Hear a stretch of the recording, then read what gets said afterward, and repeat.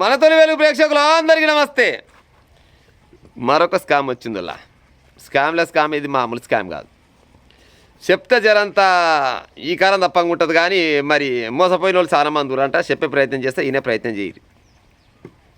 మహిళలను గర్భవతులను చేస్తే 10 లక్షల రూపాయలు ఇస్తారట. అచ్చరాల 10 లక్షల రూపాయలు. ఏడవెట్టిరికి వ్యాపారం అంటే మన పక్క రాష్ట్రమైన బీహార్లో పెట్టిరట. 10 లక్షల రూపాయలు అనగానే ఏముంది, దుడ్డగాలు రక్తం సింబులు జిమ్ముతో అంతా కలిసి లైన్ కట్టిరాట. పోయి పాడైపోను. ఏముంది తల్లి, అది కష్టమని ఇష్టం పాడైపోను. ఏముంది అట పోయి ఏదో పుడుచుకున్న గలకాయ పోతే అంటే కర్మదారి కనుక గర్భమే అందుకుంది అనుకో 10 లక్షల రూపాయలు వస్తాయంట. ఒకటా రెండా అనుకొని లైన్ కట్టిన వాళ్ళు చాలా మంది అంట. ఆడ తీరబోయి చూసినాక అదంతా ఫ్రాడ్ అని తెలిసారు కదా, నోరెళ్ళ పెట్టిరు కథ. బీహార్లో జరిగిందంట. ఇక దానికి ముందుగాల పోవాలంటే ఎంట్రీ ఫీజు ఉంటుందంట.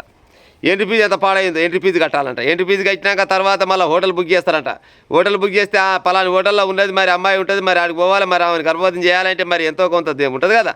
రోగం ఉత్తగా వచ్చినా కానీ గోళీలు ఉత్తగా వస్తాయా? గోళీలు ఉత్తగా రావు. ఆడ అమ్మాయి ఫ్రీగా దొరుకుతున్నచ్చు, కానీ మరి పోవాలంటే దవాఖానకు పోవాలంటే మరి ఏది హోటల్కి పోవాలంటే జర డబ్బులు కావాలన్నా. మంచి ఏసీ కావాలంటుంది అమ్మాయి. మరి నీకు కూడా ఏసీ కావాలంటే ఆ ఏసీ కావాలి నాకు. మరి ఏమైనా బిర్యానీ కావాలి, బీర్ కావాలి, ఇంకేమైనా కావాలి, నాకు చిప్స్ అంటే అన్నీ కావాలంటే మరి కొన్ని పైలు కావాలి. మరి ఫస్ట్ కొట్టు అనగానే పొరగాలు కొడుతూనే ఊరంట. పాడైపోను. వాళ్ళ ఫోటోలు మాత్రం, వాళ్ళ పంపే ఫోటోలు మాత్రం మంచి మోడల్స్ అంట.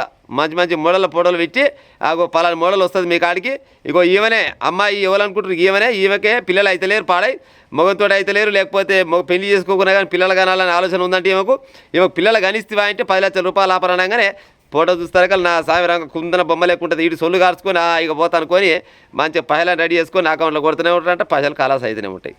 తీరా చూస్తారా కల్లా పిల్ల లేదు, తల్లి లేదు, ఎవరు లేరు. చూస్తారా కదా ఎవరు ఉండరు ఏ కథ.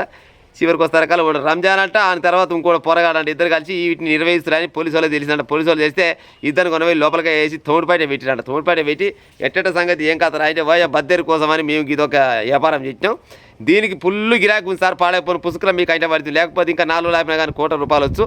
10 లక్షల రూపాయలు అనగానే ఎవడ నాగుతాడా? అందులో భాగంగా మళ్ళీ ఆడ కష్టం చేసేది ఉందా? ఏం చేసి పడేది?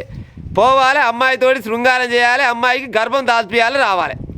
గర్భం దాల్స్తేనేమో 10 లక్షలు. ఒకవేళ గర్భం దాల్చడం వల్ల ఫెయిల్ అయ్యారు అనుకో, వీళ్ళకి అయితే ఫీజు ఉంటుందిగా, ఈ ఫీజు కూడా సగం ఫీజు అంట రిటర్న్ వస్తుందంట.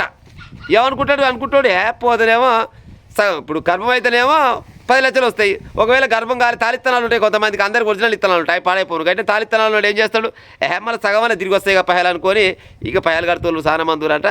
మొత్తానికి అదంట స్కామ్ అని తెలిసిందంట. మా అమ్మగాని గసం టాపర్లు పెడితే సొల్లు కాడుచుకొని పోయారు.